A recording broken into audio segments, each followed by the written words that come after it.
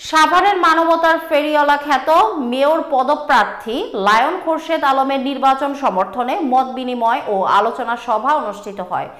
বিশিষ্ট ব্যবসায়ী ও সমাজসেবক আবু সিদ্দিকের সভাপতিত্বে প্রধান অতিথি হিসেবে উপস্থিত ছিলেন ঢাকা জেলা বিএনপির সাবেক যুগ্ম সাধারণ সম্পাদক মানবতার ফেরিওয়ালা লায়ন খোরশেদ আলম।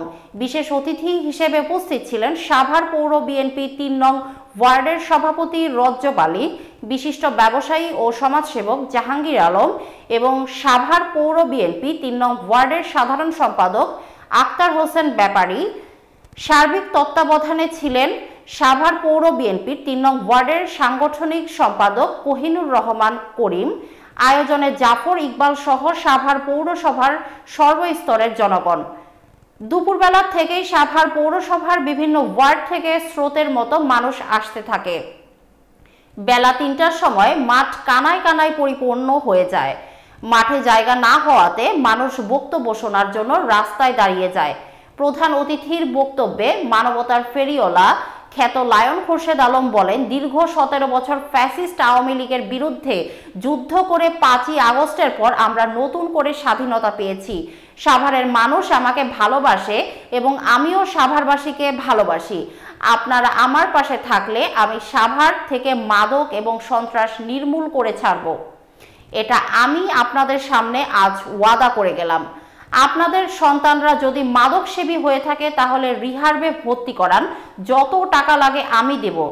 আমি আপনাদের কাছে ভোট চাইব না, আমি উন্নয়নমূলক কাজ করে আপনাদের মন জয় করে ভোট পেতে চাই। আপনারা আমার পাশে থাকেন, সমর্থন দেন, দেখেন আমি পরিবর্তন করতে পারি কিনা। সাভার পৌরসভা একটা অবহেলিত পৌরসভা।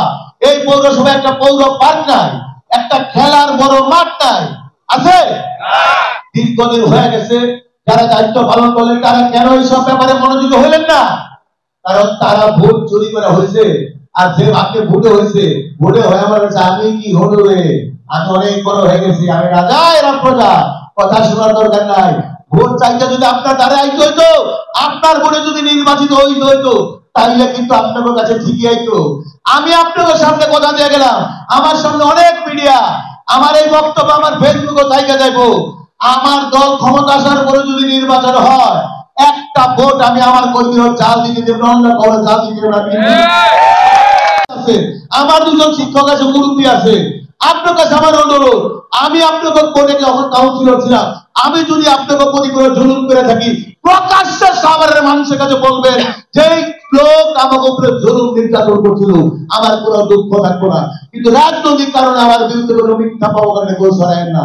আমি একদম মনে থেকে বললাম, এই আপনাদের কাছে আমি একেবারে ঘোষণা দিলাম, আমি যদি কাজ করে আমার কাজ দিয়া আপনাকে মন জয় করে আমি আপনাকে ভোট দিতে চাই। আমি অন্য কোনো আমি এখনো ভোট চাবো না। আমি শুধু বললাম আপনারা আমার খেয়াল করেন, আমার কাছে কাজের জন্য আসেন, কোথায় কাজ করতে হবে, কি কাজ করতে হইব আমার তথ্য দেন। দেখেন কাজ করার আগ্রহ আমার আছে কিনা। আমি সাভারে পাল্টাই দিতে আসছি, পাল্টাই দেবো।